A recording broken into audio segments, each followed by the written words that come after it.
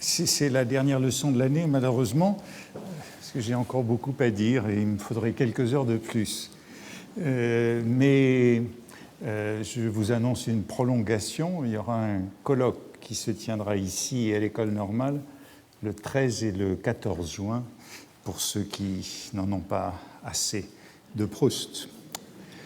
J'aurais bien continué à ce rythme confortable que j'ai emprunté depuis 13 semaines, lisant de près certaines pages laissées pour compte dans Gombrée et renouvelant la surprise de découvrir de biais certaines pages familières.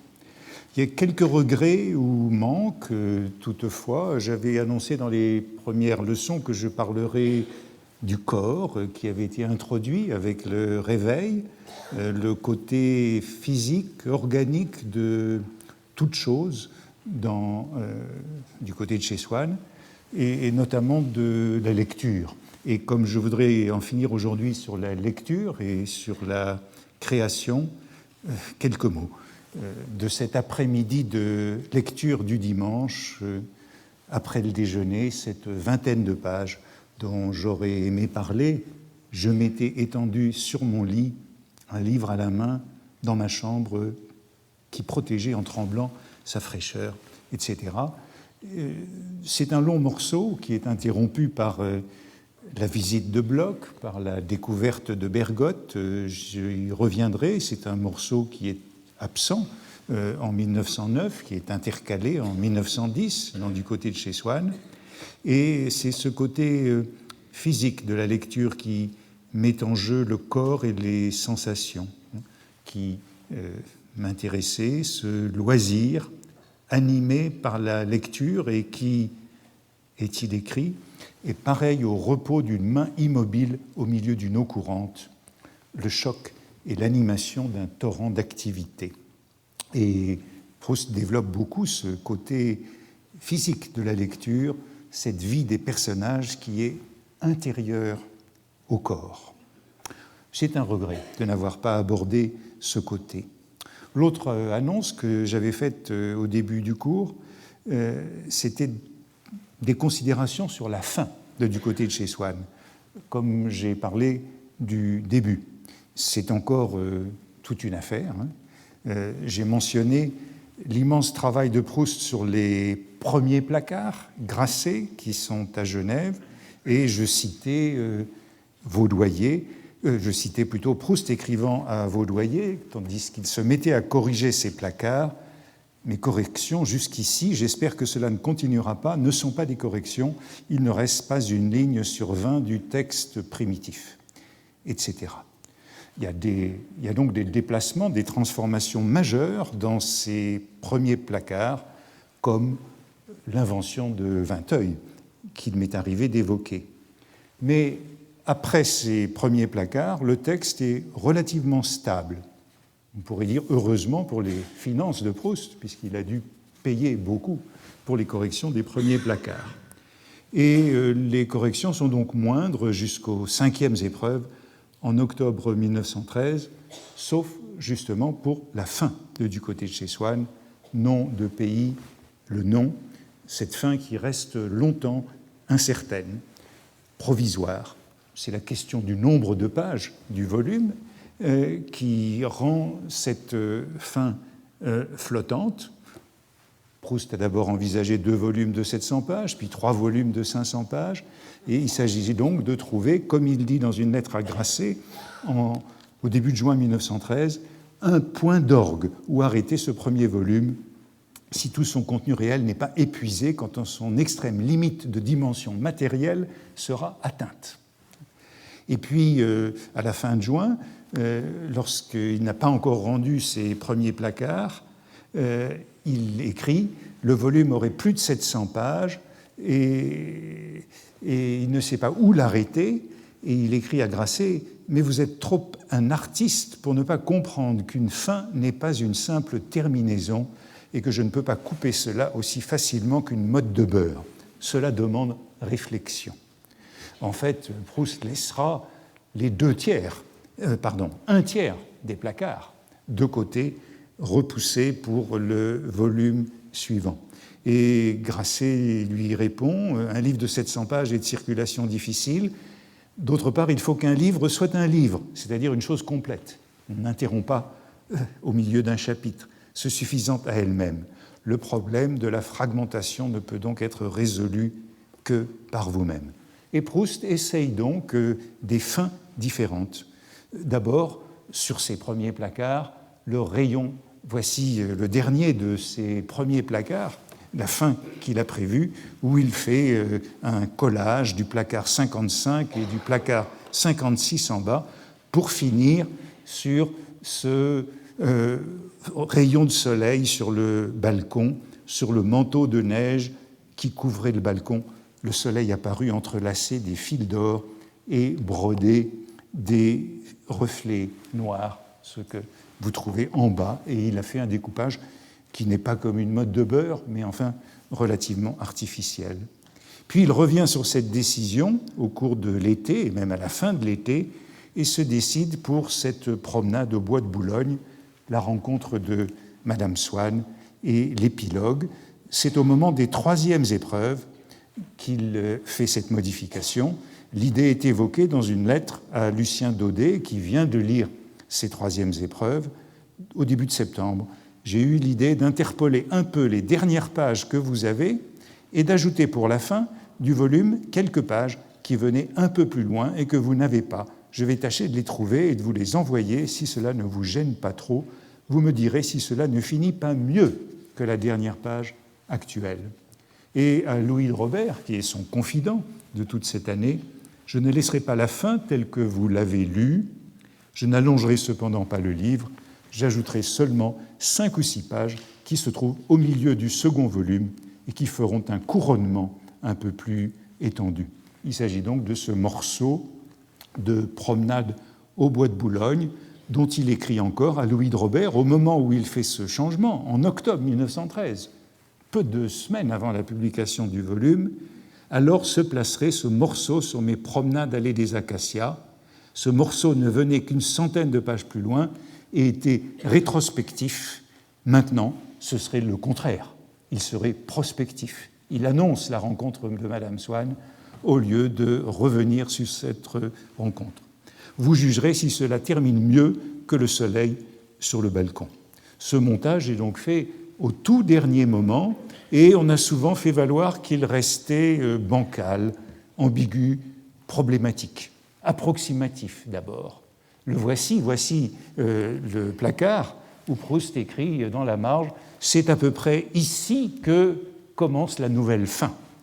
Cette promenade au bois de Boulogne et cette promenade au bois de Boulogne est, comme dit, voici le passage, l'épilogue proprement dit, cette complexité du bois de Boulogne qui en fait un lieu factice et dans le sens géologique ou mythologique du mot un jardin, je l'ai retrouvé cette année comme je l'ai traversé pour aller à Trianon un des premiers matins de ce mois de novembre où, à Paris, dans les maisons, la proximité et la privation du spectacle de l'automne qui s'achève si vite sans qu'on y assiste donne une nostalgie, etc.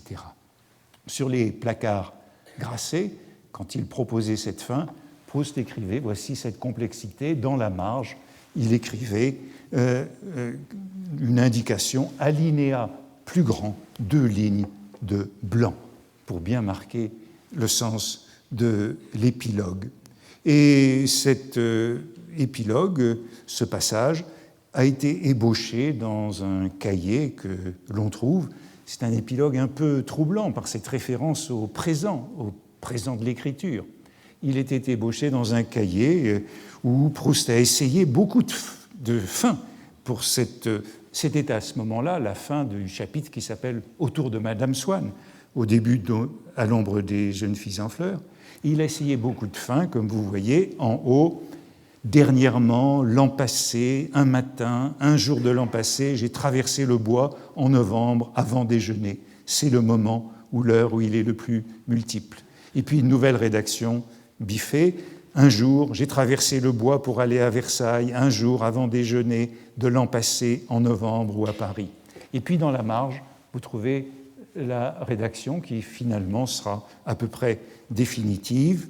Cette complexité du bois de Boulogne qui en fait un lieu factice et dans le sens géologique ou mythologique du mot un jardin, je l'ai retrouvé un jour de l'an, malheureusement c'est coupé, et on ne sait pas si c'est l'an passé, mais je crois que oui, un jour de l'an passé, comme je le traversais pour aller déjeuner à Versailles, un matin de ce mois de novembre. Vous voyez que c'est un passage qui a donc été écrit au cours de l'hiver 1911-1912, on le sait, d'après les envois à la dactylographe. Cet épilogue proprement dit a donc été dactylographié au début de 1912 par la dactylographe attitrée que Proust avait rencontrée à Cabourg. Et la question est de savoir le sens à donner à cet empassé dans le texte, à cet empassé. Cette complexité du bois de Boulogne, je l'ai retrouvée l'an passé. Et il y a eu beaucoup de discussions à ce sujet. Est-ce que c'est 1913, comme dit le résumé de la Pléiade, le résumé de la Pléiade, traversée du bois un matin de novembre 1913, au moment où le texte est publié, ou est-ce 1912, au moment où il l'a donné à l'éditeur, ou est-ce 1911, au moment où il l'a écrit, ou est-ce beaucoup plus tard, puisque, au fond, c'est après le temps retrouvé. C'est écrit, donc, après 1927, au fur et à mesure que la publication du livre est retardée. C'est donc un passage que nous ne savons pas où situer dans le temps. Et en plus, la leçon qu'il donne est tout à fait provisoire, puisque voici la conclusion du texte, la voici ajoutée sur les placards grassés, et la voici dans l'édition. La réalité que j'avais connue n'existait plus. Il suffisait que Madame Swann n'arrivât pas toute pareille au même moment pour que l'avenue ne fût plus la même. Je vous lis ce qu'il y a dans les placards. Les lieux n'appartiennent pas qu'au monde de l'espace où nous les situons pour plus de facilité. Ils ne formaient qu'une mince tranche au milieu d'impressions contiguës qui était notre vie d'alors. Le souvenir d'une certaine image n'est que le regret d'un certain instant, et les maisons, les routes, les avenues sont fugitives, hélas, comme les années. Et Proust a écrit en bas « Fin », en effet, du premier volume. Mais cette conclusion est troublante, puisque ce n'est pas celle de la recherche du temps perdu, alors que ce passage a été censément écrit après le temps retrouvé. Et Proust écrivait à Jacques Rivière, au début de 1914, « J'ai trouvé plus probe et plus délicat, en vérité c'est trompeur, comme artiste de ne pas laisser voir, de ne pas annoncer que c'était justement à la recherche de la vérité que je partais, ni en quoi elle consistait pour moi. Je déteste tellement les ouvrages idéologiques, les romans à thèse, où le récit n'est tout le temps qu'une faillite des intentions de l'auteur, que j'ai préféré ne rien dire. Ce n'est qu'à la fin du livre, et une fois les leçons de la vie comprises, que ma pensée se dévoilera. » Reste le trouble qu'on peut éprouver en lisant ce passage, nous qui connaissons la fin du temps retrouvé, puisque lorsqu'il l'écrit, il connaît la conclusion du temps retrouvé. Et il ajoute dans sa lettre à Rivière, celle que j'exprime à la fin du premier volume, dans cette parenthèse sur le bois de Boulogne, que j'ai dressée là comme un simple paravent pour finir et clôturer un livre qui ne pouvait pas, pour des raisons matérielles, excéder 500 pages, est le contraire de ma conclusion. C'est donc le contraire de la conclusion définitive du livre que nous lisons à la fin du côté de chez Swann, à savoir que le temps ne peut pas être retrouvé. Elle est une étape d'apparence subjective et dilettante vers la plus objective et croyante des conclusions. Disons que c'est donc une tromperie du narrateur qui sait. On peut dire aussi que c'est une preuve du peu de soucis narratologiques de Proust. Proust n'est pas un narratologue et il a une certaine indifférence à la rigueur des positions. Laissons cette fin de côté, mais j'avais promis d'en parler, pour revenir à ces malices et perversités du héros que j'évoquais dans les 2 semaines passées et à leur relation avec son désir de devenir écrivain. Et c'est de cela dont je voudrais parler, et c'est ça qui fera la conclusion de ce cours. Je voudrais, en effet, pour finir, parler de la rivalité du héros avec Bergotte dans ses pages sur la lecture de Combray et relier les exemples de malice du héros, analysés auparavant, ce désir d'assister à son absence que j'évoquais la semaine passée, de se dédoubler au thème qui est de plus en plus essentiel dans Combray de la création littéraire. J'évoquais la semaine passée ce moment dans Les jeunes filles en fleurs du dédoublement de Bergotte, comme exemple du dédoublement exigé par la littérature. Bergotte qui transpose la langue de ses frères et sœurs dans son style unique et qui en même temps proscrit cette langue dans sa propre élocution. Je crois que ces réflexions sur le dédoublement nécessaire à la littérature traversent ces pages et fait le fond de l'œuvre. Le héros qui, dans Combray, veut devenir écrivain, fait l'expérience, dès le début, du désir et de la déception, passe à travers ce cycle incessant de l'exaltation et de la dépression, passe par des moments d'incapacité, d'impuissance d'écrire, de désolation sur son manque de talent, puis aussitôt par des épiphanies, des extases, comme le moment qui a lieu à la fin de Combray dans le morceau des Trois clochers. Et une citation que je trouve à la fin de Combray me permet de fonder ce rapprochement entre mal et littérature lors des abattements de l'écrivain en herbe, lorsqu'il fait le constat de son manque de talent. Il voudrait devenir écrivain, mais il ne sait pas quoi écrire. C'est ça, ce désir sans objet qui le torture. Aussi découragé, je renonçais à jamais à la littérature, malgré les encouragements que m'avait donné Bloch. Ce sentiment intime, immédiat, que j'avais du néant de ma pensée prévalait contre toutes les paroles flatteuses qu'on pouvait me prodiguer, comme chez un méchant dont chacun vante les bonnes actions, les remords de sa conscience. Voilà encore une comparaison un peu troublante, me semble-t-il, prise littéralement. Il y a le même sentiment de tromperie, de mensonge, d'imposture sur le plan littéraire et sur le plan moral, la même fêlure, la même division chez l'écrivain qui doute de lui-même et chez l'escroc qui dissimule son forfait. Les autres le prennent pour un futur grand écrivain alors qu'il est bien conscient de sa médiocrité, et comme les autres prennent l'escroc pour un être moral alors qu'il se sait coupable et souffre de remords de conscience. L'un sait qu'il ne sera jamais écrivain et l'autre sait qu'il est un scélérat. Les autres l'ignorent, ne le voient pas, et on a là encore une inspiration à la Dostoïevski. Or, ce sentiment d'impuissance, d'hypocrisie, d'imposture, probablement de culpabilité et la nécessité de faire face, j'ai envie de dire que c'est aussi celui de Proust, si nous revenons au titre de ce cours. Proust en 1913, on l'a vu, année très mal commencée, avec les refus des éditeurs, Fasquelle, la NRF, puis Ollendorff, et enfin l'accord avec Grasset, les extraits refusés par le Figaro et par la NRF, tout ce début d'année est marqué par l'échec, l'absence de reconnaissance. Proust, dans sa correspondance, se montre discret sur toutes ces avanies, mais il est certain qu'il est éprouvé par elles.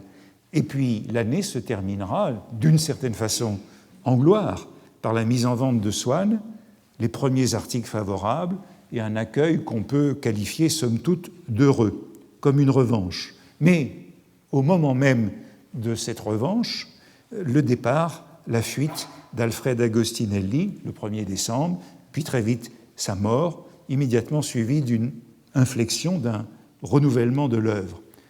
Ce renouvellement de l'œuvre, on a l'habitude de le lier à ces événements dramatiques. Il n'y a pas trace de la prisonnière et de la fugitive avant ces événements, mais je voudrais aussi les lier à la publication du premier volume et de manière contradictoire à ce moment contradictoire, cette terrible coïncidence qui est encore un dédoublement, le moment de récompense par la publication qui est aussi celui du drame. Cela touche à une question qui est une vieille énigme pour moi. Quand Proust s'est-il rendu compte, a-t-il pris conscience qu'il avait écrit un grand roman, qu'il avait accompli une œuvre importante, originale, majeure? Suis-je romancier ? Demandait-il en 1908. Depuis quand sait-il qu'il a réussi ? Mon hypothèse, en tout cas c'est celle que je voudrais mettre à l'épreuve aujourd'hui, est que c'est au cours de cette année 1913 et peut-être à la lecture des épreuves, des placards, au printemps de 1913, à leur relecture, par exemple avec la création de Vinteuil en mai 1913. Ils font le naturaliste Vinton, voisin à Combray, et le compositeur Berger, l'auteur de la sonate.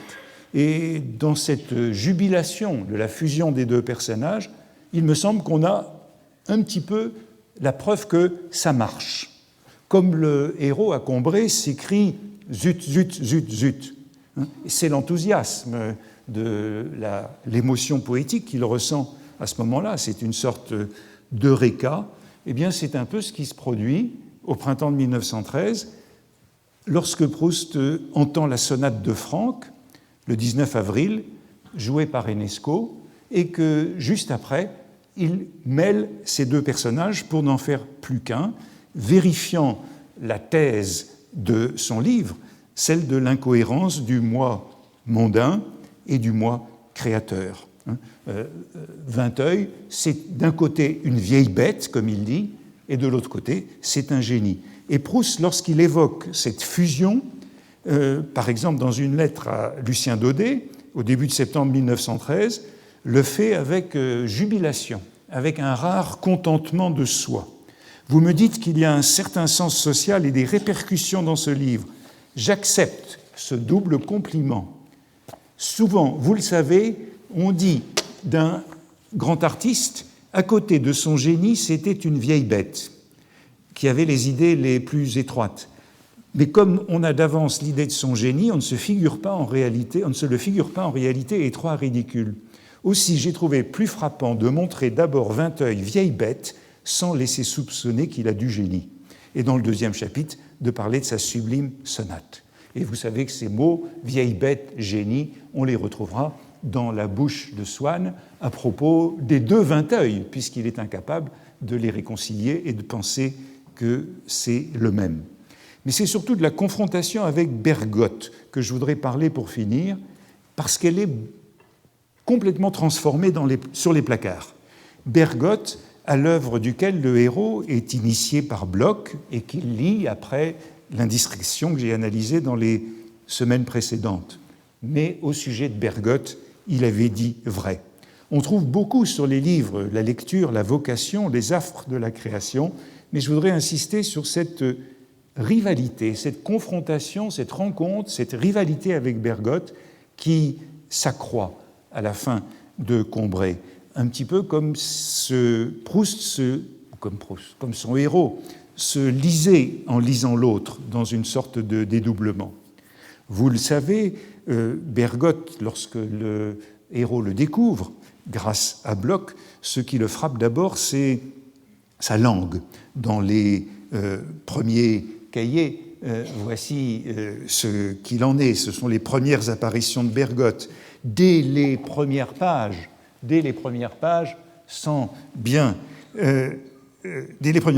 je fus sensible, sans bien le distinguer, comme des notes qui nous charment sans qu'on ait démêlé nettement l'air qu'elles composent. Dans le texte définitif, les premiers jours, comme un air de musique dont on raffolera, mais qu'on ne distingue pas encore, ce que je vais tant aimer dans son style ne m'apparut pas. Puis j'ai remarqué les expressions rares, presque archaïques, qu'il aimait employer, etc. Expression empruntée à Anatole France. Un des passages, de ces passages de Bergotte, le troisième ou le quatrième, que j'eusse isolé du reste, me donna une joie incomparable à celle que j'avais trouvée au premier, une joie que je me sentis éprouver en une région plus profonde de moi-même, plus unie, plus vaste, d'où les obstacles et les séparations semblaient avoir été enlevés. Il y a donc ce sentiment d'extase, de ravissement par la phrase, comme il y aura un peu plus loin ces extases, ces ravissements, ces émotions suscitées par une image, une sensation naturelle. C'est après ces lectures que le héros rêve de devenir écrivain du côté de Guermantes, en pensant à la duchesse vers la fin de Combray. Et aussitôt, il rencontre l'échec, l'impuissance. Elle me faisait lui dire le sujet des poèmes que j'avais l'intention de composer, et ses rêves, puisque ce sont des rêves sur la duchesse, m'avertissaient que, puisque je voulais être un jour un écrivain, il était temps de savoir ce que je comptais écrire. C'est toujours le drame, ce trou du sujet. Mais dès que je me le demandais, tâchant de trouver un sujet où je puisse faire tenir une signification philosophique infinie, mon esprit s'arrêtait de fonctionner.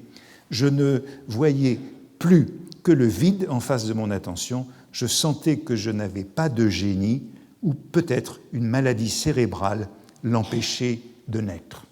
La question insurmontable pour le héros, c'est celle de l'invention du sujet philosophique, du sujet profond.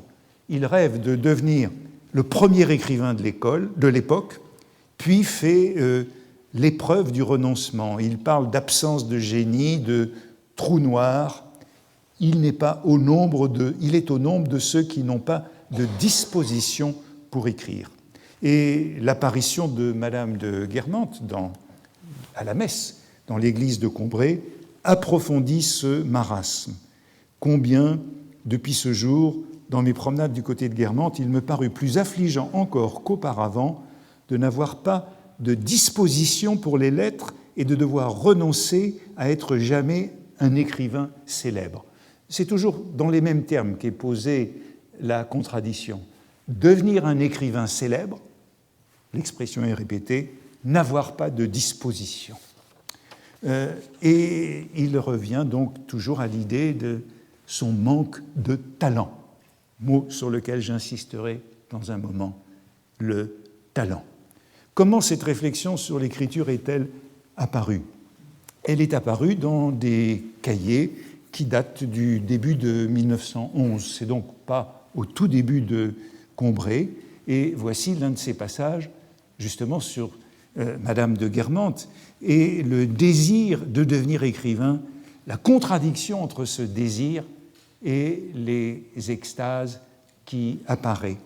Elle, c'est Madame de Guermantes, me faisait raconter le sujet des romans poèmes.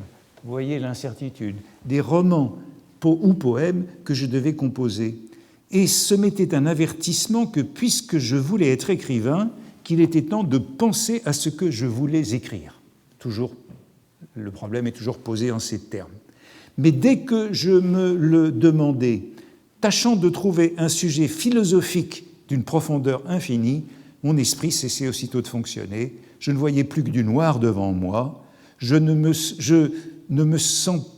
sentais que je n'avais aucun génie.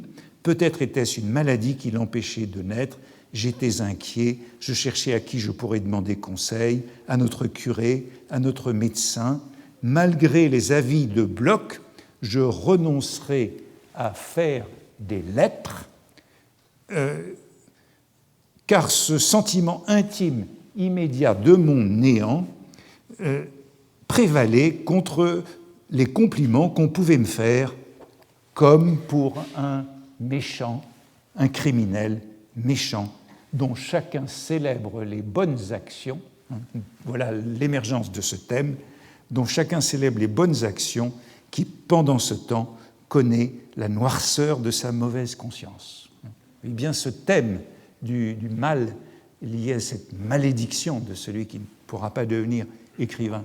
Et si vous lisez, ah non, j'ai oublié de vous mettre la marge, dans la marge, il y a une petite addition qui parle précisément du dédoublement se lire comme si on était un autre, et l'incapacité où le héros se trouve de se lire comme s'il était un autre. Et pourtant, les extases inattendues interrompent ce découragement dans ces cahiers, et on en trouve de multiples exemples. C'est un passage très célèbre des Brouillons, c'est de ces promenades solitaires que je fis à l'automne du côté de Méséglise que date une des lois vraiment immuables de ma vie spirituelle. Tout d'un coup, tandis qu'une image passait sous mes yeux ou dans ma pensée, je sentais un plaisir particulier, une sorte de profondeur, qu'il y avait quelque chose sous elle, une réalité plus profonde. Donc cette intuition que, vous voyez, cette incapacité liée à la recherche du grand sujet, et puis ces intuitions qui ne sont pas encore exploitées, qu'il y a des moments poétiques révélateurs. C'est dans beaucoup de cahiers que l'on trouverait ça. C'est quelque image, c'est jamais ce n'est la grandeur, la valeur rationnelle d'une idée qui m'a depuis donné la sensation de sa beauté, qui m'a dit, voilà, il y a du beau, du vrai, il y a quelque chose à creuser, c'est quelque image qui était a priori sans valeur intellectuelle, quelques clochers filants dans une perspective. Voilà l'origine de ces 3 clochers qui seront insérés plus tard dans le texte. Et c'est là qu'on trouve ce fameux, dans une marge, dans un verso, ce fameux zut, zut, zut, zut, qui est le moment important qui annonce la révélation. Ici, c'est un simple zut que c'est beau, que vous trouvez biffé. Ici, zut que c'est beau. Voici sa première apparition. Zut que c'est beau. Quelquefois, au lieu de coups de parapluie de droite et de gauche, l'exaltation de ma pensée s'échappait en des mots qui ne la traduisaient pas plus clairement. Je criais zut, zut, que c'est beau, etc. Et ce zut, zut, et là encore, zut, que c'est beau, en riant de bonheur. En entendant ce zut, je m'arrêtais malgré la pluie qui commençait à tomber. Donc c'est cette petite révélation de ce qui est le motif de la création. Et en bas, une comparaison très intéressante que je voudrais retrouver. Dans cet ordre d'idées, les pastiches qu'on a lus de moi, les petits pastiches qu'on a lus de moi, ne sont que la continuation de l'effort qui commence sur le pont vieux, ce zut, zut, zut. Et vous voyez qu'il y a bien ici une sorte de confusion entre le héros et l'auteur des pastiches, Proust. Dans ce qui est une profession de foi, tous les deux sont indissociables, à la fois dans la vocation et ici dans l'échec. Par rapport à ces premières bribes, ce qui s'élabore, c'est donc toute une réflexion sur la vocation littéraire, sur l'échec du côté des grandes idées philosophiques et sur la révélation du côté poétique des petites choses. Le héros n'a pas d'idée philosophique, il échoue à devenir écrivain, puis par ailleurs il éprouve de manière inattendue des moments d'exaltation qui encore ne mènent à rien. Dans le roman, cela sera décrit dans les mêmes termes, les extases inattendues et ce qu'il découvre en lisant Bergotte et qu'il éprouve pourtant cette impuissance à trouver un sujet philosophique. Puis, à la fin de Combray, tout cela est conclu dans l'épisode des 3 clochers qui sert de révélateur, qui provoque l'insertion d'un article de 1907 dans le Figaro, Impression de route en automobile. Et il faut penser combien cela est étrange, cette reprise. Proust qui attribue à son héros enfant un texte qu'il a publié adulte dans Le Figaro et qui concernait les 3 clochers de Caen, alors qu'il était conduit en voiture par Alfred Agostinelli. Cette épiphanie finale des 3 clochers, au fond, elle avait été amorcée dans le passage que je vous ai montré il y a un moment, où le héros, dans un de ces moments d'extase, voyait un clocher que j'avais vu filer dans le lointain. C'est cette amorce qui est reprise, et lorsque Proust, un peu plus tard, en 1918, inclura son article du Figaro dans Pastiches et mélanges, il le fera précéder d'une note où il dit, de cette page, elle n'a été citée que partiellement dans Du côté de chez Swann, comme un exemple de ce que j'écrivis dans mon enfance, et dans le 4e volume, non encore paru, d'À la recherche du temps perdu, la publication dans le Figaro de cette page remaniée est le sujet de presque tout un chapitre. Il confirme donc bien la liaison de ce passage et de celui que j'analysais la semaine dernière, l'article du Figaro dans Albertine disparue, lorsque le héros commence, j'analysais ça la semaine dernière, commence par se lire comme si il ne se rendait pas compte que c'était son texte, et ensuite rend visite aux Guermantes pour savoir comment ils ont réagi à cette lecture. L'épisode des 3 clochers relie donc cette extase, pour la première fois, l'extase des petites choses et l'écriture, mais encore de manière implicite, puisque voici l'introduction du passage, sans me dire que ce qui était caché derrière les clochers de Martainville et le bonheur qu'ils ont provoqué devait être quelque chose d'analogue à une jolie phrase. Vous voyez qu'il y a bien la liaison entre le bonheur éprouvé à lire Bergotte et le bonheur éprouvé dans ces spectacles mouvants de la nature. Puisque c'était sous la forme de mots qui me faisaient plaisir que cela m'était apparu, demandant un crayon et du papier au docteur, je composais, malgré les cahots de la voiture, pour soulager ma conscience et obéir à mon enthousiasme, le petit morceau suivant que j'ai retrouvé depuis et auquel je n'ai eu à faire subir que peu de changements. Suit l'article du Figaro, que voici dans le Figaro, et puis cette conclusion, elle aussi un peu étrange.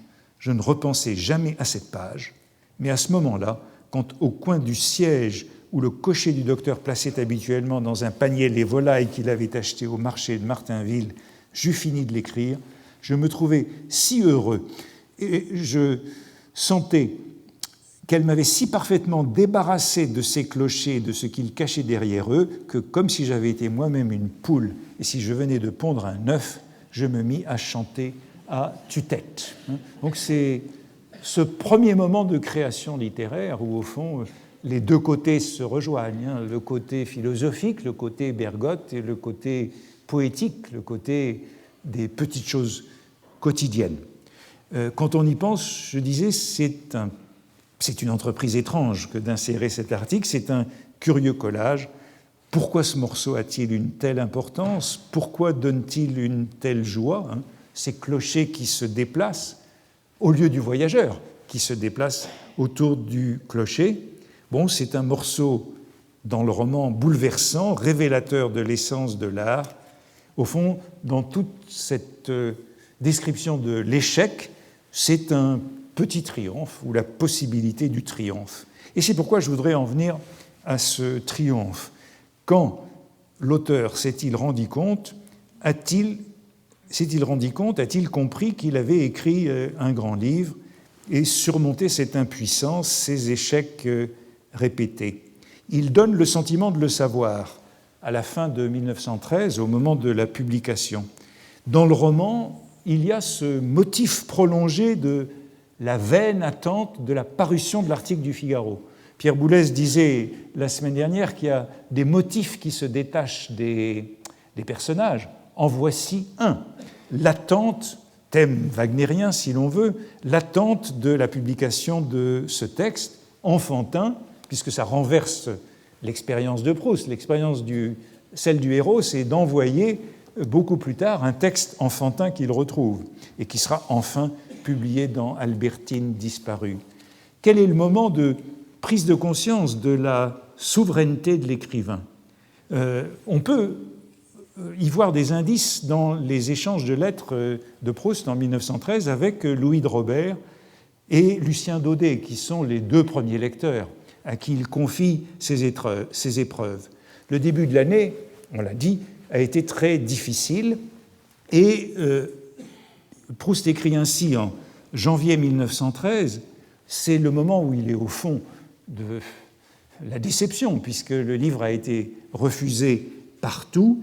Il lui écrit « Quand je lis une phrase où je reconnais une idée ou une image à laquelle j'ai pensé, que j'ai trouvée détestable, et bien au-delà de laquelle j'ai la conscience et le souvenir d'être allé, moi qui suis peu de choses, eh bien il en ressent de l'accablement. Il lit chez les autres ce qu'il a écarté, et il le lit en particulier dans la NRF, puisque c'est à elle qu'il pense ici, et c'est probablement à Péguy qui est loué dans la NRF. Quand je lis une phrase qui est louée dans la NRF et que j'ai écartée comme médiocre, eh bien j'éprouve une sorte de malaise devant l'aveuglement des lecteurs. Eh bien, vous le savez, c'est un sentiment que l'on retrouve dans Du côté de chez Swann lors de la lecture de Bergotte, mais avec une autre conclusion. Un jour, c'est un passage capital, un jour, ayant rencontré dans un livre de Bergotte à propos d'une vieille servante une plaisanterie que le magnifique et solennel langage de l'écrivain rendait encore plus ironique, mais qui était la même que j'avais souvent faite à ma grand-mère en parlant de Françoise, une autre fois où je vis qu'il ne jugeait pas indigne de figurer dans un de ces miroirs de la vérité qu'étaient ses ouvrages, une remarque analogue à celle que j'avais eu l'occasion de faire sur notre ami M. Legrandin, remarque sur Françoise et M. Legrandin qui étaient certes de celles que j'eusse le plus délibérément sacrifiées à Bergotte, persuadé qu'il les trouverait sans intérêt, il me sembla soudain que mon humble vie et les royaumes du vrai n'étaient pas aussi séparés que j'avais cru, qu'ils coïncidaient même sur certains points, et de confiance et de joie, je pleurais sur les pages de l'écrivain comme dans les bras d'un père retrouvé. Renversement de la situation qu'il décrit et dans la lettre à Louis de Robert. Et la thèse que je voudrais soutenir, c'est que ce passage est à peu près contemporain. Dans la lettre, ses doutes sont accentués lorsqu'il rencontre ailleurs ce qu'il a rejeté. Et il dit à Louis de Robert « C'est ce qui fait quelquefois que je me demande si j'ai raison de publier ce livre, sentant que je suis sur les autres, par conséquent sur des points où j'ai la chance d'être plus impartial, en si profond désaccord avec les moins bêtes de mes contemporains. » Les moins bêtes de mes contemporains, ce sont ceux de la NRF qui apprécient pourtant Péguy. Il y a donc un profond malentendu qui fait que Proust écrit encore à Louis de Robert, après tous ces refus, « J'avoue que j'ai un peu le délire de persécution, mais je n'ai nullement celui des grandeurs. » Et dans la lettre qu'il écrit à René Blum en disant de prendre contact avec Grasset pour une publication à compte d'auteur, il évoque toutes les objections qu'on pourrait soulever, dont celle-ci « Vous avez trop de talent pour payer votre édition comme un amateur. » Proust réfute cette objection, sauf le talent que j'ignore. Autrement dit, j'ignore si j'ai du talent. En somme, au début de 1913, Proust passe par les mêmes phases de doute que son héros dans Combray. Et Louis de Robert l'encourage à peu près comme Bloch dans le roman. Il lui écrit « Soyez rassurés, vous triompherez au bout du compte et vous goûterez la gloire pure qui vient d'en haut, celle que nous souhaitons tous et que vous méritez, l'un des premiers parmi nous. » Et Louis de Robert lui rapporte encore le mot de son ami, à qui il lui a parlé de Proust et qui a dit « Ah, Marcel Proust, me dit-elle, celui qui a tant de talent. » C'est bien le mot qui compte, avoir ou non du talent. Proust envoie les deuxièmes épreuves du côté de chez Swann à Louis de Robert dans la seconde quinzaine de juin, et Louis de Robert lui répond en lui avouant son admiration. « Je suis toujours dans l'admiration, ne coupez rien, ce serait un crime. Tant d'aperçus originaux, tant d'observations d'une justesse et d'une vérité surprenantes. » Et un peu plus tard, à la fin de l'été, il envoie ses épreuves à Lucien Daudet. Et curieusement, c'est le même mot qui vient chez Lucien Daudet. On connaît ce mot par la réponse de Proust. « Ce que vous appelez votre admiration pour mon livre est un effet de votre grande gentillesse pour moi. » Et il ajoute, puisque Lucien Daudet a lu ses épreuves avec sa mère, Madame Alphonse Daudet, « Je suis bien heureux de ce que vous me dites, de l'opinion favorable de votre mère. » Voici les deux premiers lecteurs de ces épreuves, Louis de Robert et Lucien Daudet, qui répondent donc par le même mot d'admiration. Et Proust signale ces réactions des Daudet à Louis de Robert. « Cette joie n'a pas été unique. Deux êtres d'élite à qui j'ai cette semaine seulement fait connaître mon livre en ont reçu une impression qui, même en défalquant de leurs termes tout ce qui peut être la part de la tendresse et de l'aveuglement, reste encore infiniment au-dessus de tout ce que j'avais pu supposer. » Il y a donc, à ce moment-là, un début de récompense. Madame Daudet lui écrit, après avoir lu les épreuves, et Proust lui répond « Il n'y avait pas d'épreuve que je puisse estimer plus redoutable et plus probante que celle-là, votre lecture. » Et il répond aussi, et c'est intéressant de faire ce constat, sur les ressemblances accidentelles entre leurs deux œuvres, et il revient sur ce passage concernant Bergotte dans le roman, qu'elle a dû citer, encore un indice que cette page a dû frapper les premiers lecteurs. Il lui écrit « Comme dans les pages auxquelles vous faites allusion avec tant de bonté, je me suis rassuré auprès de la pensée si vaste de Bergotte, de même mon admiration pour vous me donnait confiance. » Admiration est un peu certificat de ressemblance. Il s'intéresse donc aux rencontres, et aux rencontres qui, cette fois, rassurent. Et Lucien Daudet lui a signalé une phrase qui lui a fait penser à sa mère. C'est une belle phrase de Proust, d'ailleurs. « Divisant la hauteur d'un arbre incertain, un invisible oiseau s'ingéniait à faire trouver la journée courte, explorer d'une note prolongée la solitude environnante, mais il recevait d'elle une réplique si unanime, un choc en retour si redoublé de silence et d'immobilité qu'on aurait dit qu'il venait d'arrêter pour toujours l'instant qu'il avait cherché à faire passer plus vite. » Lucien Daudet s'est donc arrêté à cette phrase dans sa lettre. Et il est bien tombé. C'est une phrase que Proust a particulièrement retravaillée. La voici dans le cahier manuscrit. Proust, dans sa lettre, compare cette phrase à un vers de Madame Daudet, un vers qui est, dit-il, beaucoup plus joli que sa phrase. Son vol est un circuit dessiné par sa voix. Et il ajoute « Madame Daudet peut être certaine que s'il y a eu rencontre, il n'y a jamais eu plagiat.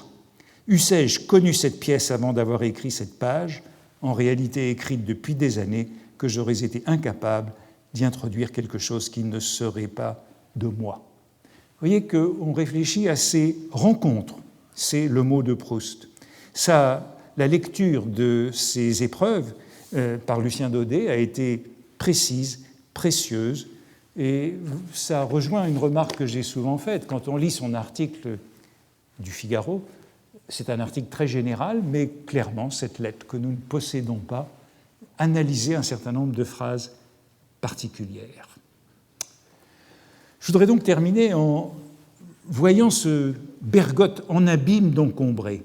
Le signe de l'importance de la lecture de Bergotte d'Encombré et de cette page. Ce sont les pages 94-95 dans la Pléiade, ces pages sur la rencontre, pour reprendre le terme de Proust, ces pages de la reconnaissance de lui-même dans Bergotte. Ces pages sont vraiment essentielles et elles sont complètement transformées sur les placards Grasset. Voici ce placard, dont vous mesurez c'est tout ça qui concerne la reconnaissance par Proust de Bergotte. Tout ça concerne Bergotte. Vous voyez le retravail sur les placards. Tout ce passage est développé au dernier moment, en avril et mai 1913, à partir de l'idée que le héros aurait voulu connaître l'opinion de Bergotte sur toute chose.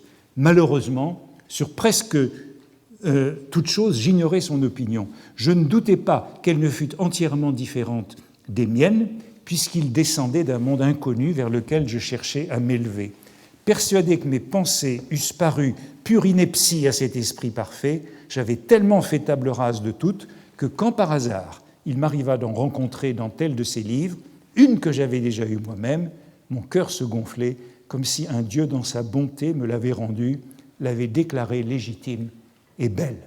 Eh bien, ces phrases du côté de chez Swann, cette idée d'une rencontre fortuite, accidentelle, entre l'une de ses pensées et une pensée de Bergotte, ce qui a pour résultat de le légitimer, eh bien ce passage est absent de la dactylographie, et c'est une addition de la dactylographie du début de 1913. Du début de 1913, on la voit ainsi, tout ce passage qui se développe ici. Il arrivait parfois qu'une page de lui, ce passage qui suit, le passage qui suit immédiatement, le voici, il arrivait parfois qu'une page de lui disait les mêmes choses que j'écrivais souvent la nuit à ma grand-mère et à ma mère quand je ne pouvais pas dormir, si bien que cette page de Bergotte avait l'air d'un recueil d'épigraphes pour être placée en tête de mes lettres.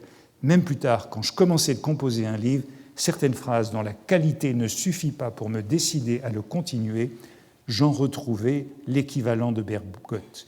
Mais ce n'était qu'alors, quand je les lisais dans son œuvre, que je pouvais en jouir. Quand c'était moi qui les composais, préoccupé qu'elle reflétasse exactement ce que j'apercevais dans ma pensée, craignant de ne pas faire ressemblant, j'avais bien le temps de me demander si ce que j'écrivais était agréable. Mais en réalité, il n'y avait que ce genre de phrases, ce genre d'idées que j'aimais vraiment. Mes efforts inquiets et mécontents étaient eux-mêmes une marque d'amour sans plaisir mais profond. Aussi, quand tout d'un coup, je trouvais telle phrase dans l'œuvre d'un autre, c'est-à-dire sans plus avoir de scrupules de sévérité, sans avoir à me tourmenter, je me laissais enfin aller avec délice au goût que j'avais pour elle, comme un cuisinier qui, pour une fois où il n'a pas à faire la cuisine, trouve enfin le temps d'être gourmand.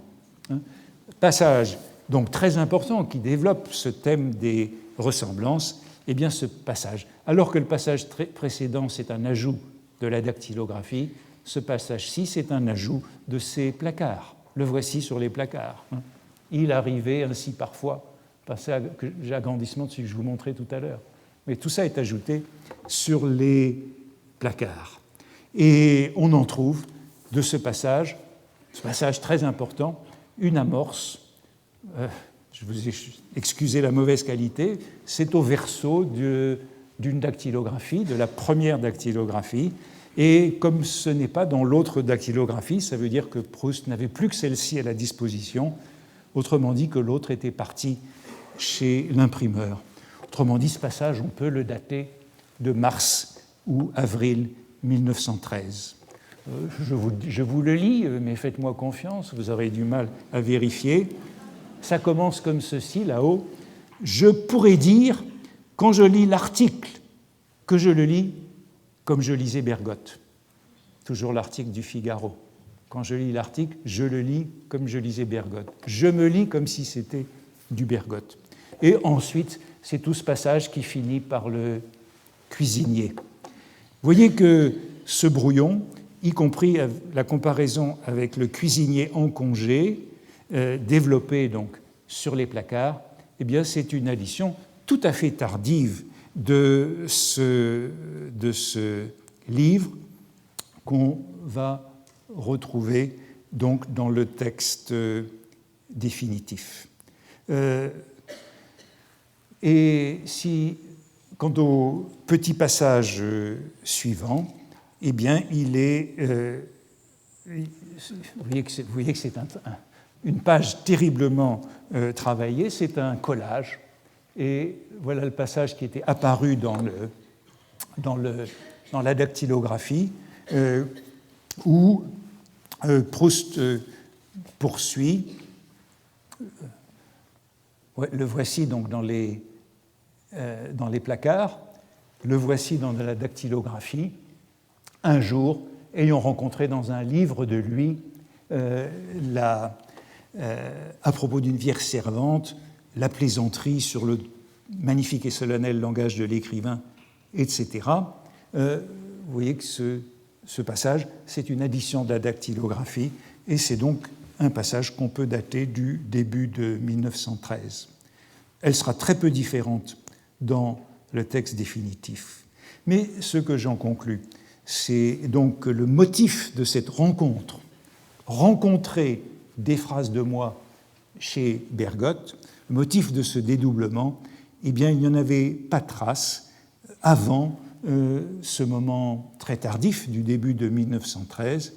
On pourrait évidemment, si on avait le temps, voir d'un peu plus près ce qu'il y avait dans les manuscrits et qui avait conduit à ces reconnaissances. Je n'ai pas le temps de le faire, mais je vous montre vite quelques mots qui figurent à cette place dans les cahiers. C'est par exemple une phrase comme celle-ci: Bergotte parlait de sa cuisinière ou de ses pantoufles avec les mêmes belles expressions qu'on emploie d'habitude que pour le langage cérémonieux des vérités philosophiques. C'est ce genre de phrase que Proust retrouve chez lui. Et c'est notamment toutes les images de Bergotte pour parler de la cuisinière, pour parler, c'est ce qu'on trouve dans les manuscrits, du plumeau de sa concierge ou du balai de sa cuisinière, comparé au sceptre d'Agamemnon ou à quelque chose d'aussi majestueux. C'est tout cela que le héros trouve chez Bergotte et qu'il compare à la manière dont il parle lui-même. C'est cette façon décalée de parler de la vie ordinaire. Si bien qu'on peut penser, lorsqu'il dit « je retrouve chez Bergotte des choses que je dis de Legrandin », à des formules comme celle du Saint-Sébastien du snobisme, qui typiquement mélange ces différents registres de langage. Je vous propose donc de voir dans ces additions très tardives de la dactylographie, et puis elles sont juste amorcées là, puis largement développées dans les placards au début de 1913, au fond, les signes de la reconnaissance du grand écrivain par lui-même. D'autant plus qu'une autre addition fondamentale suit un peu plus loin sur les placards, c'est celle qui termine le passage sur Bergotte. Et la voici. Vous voyez que ce passage énormément retravaillé. Je remarquais, je vais vous le donner dans la version de l'édition originale qui sera un peu plus lisible. Je remarquais dans la façon dont Swann me parla de Bergotte quelque chose qui en revanche ne lui était particulier, mais au contraire commun à tous les admirateurs de Bergotte à cette époque, dans tous les milieux. À une de nos amies de Combray, au docteur du Boulbon, comme Swann, il disait de Bergotte « c'est un charmant esprit, si particulier, il a une façon à lui de dire les choses un peu cherchées mais si agréable. On n'a pas besoin de voir la signature, on reconnaît tout de suite que c'est lui. Mais aucun n'aurait été jusqu'à dire « c'est un grand écrivain, il a un grand talent ». Il ne disait même pas qu'il avait du talent. Il ne disait pas qu'il en avait parce qu'il ne savait pas qu'il en avait. Nous sommes très longs à reconnaître dans la physionomie particulière d'un nouvel écrivain le modèle qui porte le nom de grand talent. Dans notre musée des idées générales, justement parce que cette physionomie est nouvelle, nous ne la trouvons pas tout à fait ressemblante à ce que nous appelons talent. Nous disons plutôt originalité, charme, délicatesse, force. Et puis un jour, nous nous rendons compte que c'est justement tout cela le talent. Vous voyez que tout cela est apparu dans cette marge et ce collage des placards en mai 1913. Passage sur ce qu'est un grand écrivain, qui est absent des manuscrits, absent de la dactylographie, et qui témoigne aussi de la réflexion de l'écrivain sur lui-même, sur son œuvre, de la prise de conscience par l'écrivain de son talent, si l'on veut, plus qu'originalité, charme, délicatesse ou force. Et vous voyez que c'est bien le mot « talent » qui est constant dans toute cette réflexion pour désigner la valeur d'un écrivain, comme chez l'ami de Louis de Robert. Cette rivalité avec Bergotte, cette appréciation du talent de Bergotte, c'est donc une invention tout à fait tardive, longuement et soigneusement développée en avril et mai 1913. Or, ce passage, là aussi, est très marquant. Et il a été remarqué par les premiers lecteurs. Bon, j'ai dit que Madame Daudet y faisait allusion, mais par exemple, l'un des meilleurs premiers comptes rendus du côté de chez Swann, c'est celui de Lucio d'Ambra dans la Rassegna Contemporanea du 10 décembre j'ai écrit 2013, mais c'est 1913, Lucio d'Ambra prédisait que Proust serait égalé à Stendhal dans 50 ans. Et il poursuivait en traduisant cette phrase. Tuttavia nessuno avrebbe osato dire è un gran scrittore, ha un grandissimo ingegno. Ingegno, pour traduire talent. Ce passage, vous le voyez, a été tout de suite lu comme une mise en abîme possible du destin de Proust, comme un commentaire de Proust relatif à la réception de son œuvre, sur son originalité, le talent étant le mot choisi par Proust pour désigner cette valeur littéraire. Cela me permet de conclure en revenant une dernière fois à ce fantasme du Figaro analysé la semaine dernière. Là-bas, il s'agissait de se lire comme si l'on était un autre. Ici, il s'agit de lire l'autre comme s'il était soi-même. Il s'agit donc toujours de dédoublement. Et souvenez-vous de la phrase qui introduisait cette addition « Je pourrais dire, quand je lis l'article, que je le lis comme je lisais Bergotte ». L'article du Figaro, c'est-à-dire ce morceau sur les 3 clochers insérés à la fin de Combray. Je crois que l'hypothèse que je fais aujourd'hui n'est donc point trop téméraire. L'enrichissement de ce thème des rencontres avec Bergotte, puis cette théorie du talent, confirme que c'est en corrigeant ces épreuves, les placards grassés en avril et mai 1913, après toute une série d'échecs, de déceptions, de doutes, de déboires, que Proust a définitivement pris conscience de son talent. Si j'avais le temps, j'en donnerais la preuve par 9 dans un dernier retour à l'épisode de l'article du Figaro dans Albertine disparue, qui témoigne de la liaison essentielle des pages que je suis en train d'analyser sur la rencontre de mes phrases chez Bergotte, de cette rivalité du héros avec Bergotte. En effet, le long passage du Figaro, de l'article du Figaro dans Albertine disparue, se termine ainsi, avec beaucoup d'ironie, bien entendu. Le surlendemain matin, après la visite des Guermantes, chez les Guermantes, qui n'avaient même pas remarqué l'article. Le surlendemain matin, je me réjouis que Bergotte fût un grand admirateur de mon article. Toujours ce mot d'admiration. Qu'il n'avait pu lire sans envie. Pourtant, au bout d'un moment, ma joie tomba. En effet, Bergotte ne m'avait absolument rien écrit. Je m'étais seulement demandé s'il eût aimé cet article, en craignant que non. À cette question que je me posais, Madame de Forcheville m'avait répondu qu'il l'admirait infiniment, le trouvait d'un grand écrivain. Mais elle me l'avait dit pendant que je dormais. C'était un rêve. Presque tous répondent aux questions que nous nous posons par des affirmations complexes, mises en scène avec plusieurs personnages, mais qui n'ont pas de lendemain. On ne peut donc jamais que rêver d'être un grand écrivain. Point final, pour conclure ce cours, je vous disais au début que Proust en 1913, il y avait plusieurs manières de l'entendre. Replonger du côté de chez Swann dans le moment historique, contextuel, suivre mois par mois les travaux et les jours de Proust, ou bien, et c'est ce que j'ai choisi, faire une lecture candide, étonnée, rapprochée, chercher à renouveler l'étonnement, à rendre au roman sa puissance de surprise dans un mot, dans une tournure, aujourd'hui dans ce mot « talent » que l'on peut retracer dans ces pages.